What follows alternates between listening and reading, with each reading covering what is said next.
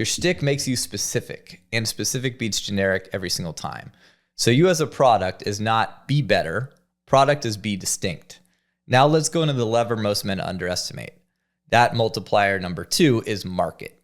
Market is where you're playing, and market selection is one of the most brutal truths in dating because it forces you to admit something. Your results are not purely a reflection of your worth, they're a reflection of fit. A great guy in a bad market will feel invisible. A decent guy in a great market can feel like a king. And Ken used a perfect metaphor. You can sell the best ice cream in the world with killer ads, but if your store is in Siberia in the winter, good luck. And that's what many men are doing with dating. They're trying to brute force results in a market that's not set up for them. So what does make a great market? I want you to think in a few categories. Populace. You need enough people for opportunity and momentum. Ratio. If the ratio is horrible, women behave like they have infinite options because they do.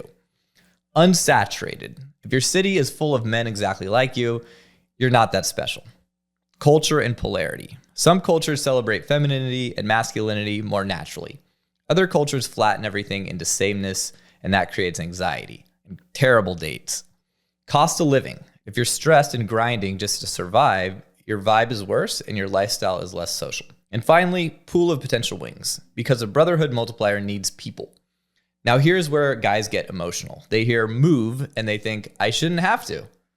Well, life isn't fair. It's not about should, it's about results. And you do not even have to permanently move. You can test markets. You can spend meaningful time.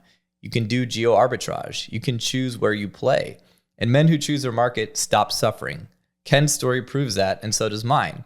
I built amazing social circles in both LA and New York, but when I started spending time in Kiev, Ukraine in 2018, everything got a bit easier. The girls were hotter, the cost of living was lower, and I was novel as the American in a place where few Americans dared to go. Now let's move to one of the most misunderstood and most powerful things, multiplier number 3.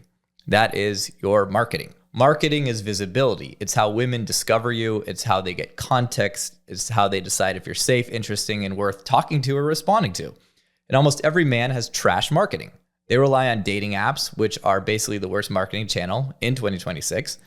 Bad ratio, superficial sorting. You're competing on photos alone, and you're one of 1,000 dudes in the same scroll. Then some guys try day game, and day game can work, but it's time intensive, it's high labor, variable results. It's great for your inner game, which is why I'm a big fan of it, but I'm not going to sit here and tell you it's going to change the game for you in a meaningful way without a mountain of work. So the question is, what is an efficient channel? A channel where you can get more results without proportionally more time.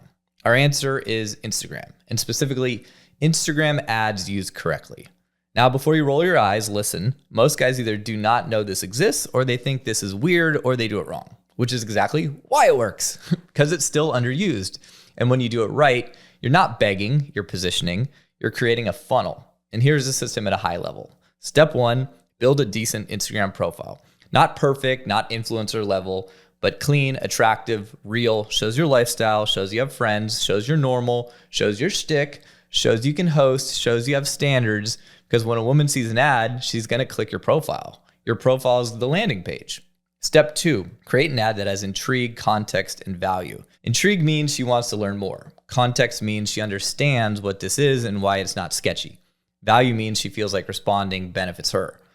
Maybe it's an invite to something social. Maybe it's a new in town building a fun group. Come join. Maybe it's tied to your shtick. Step 3, target correctly. Your age range, your location, language, interests. You don't have to be a nerd about it. You just need a working template.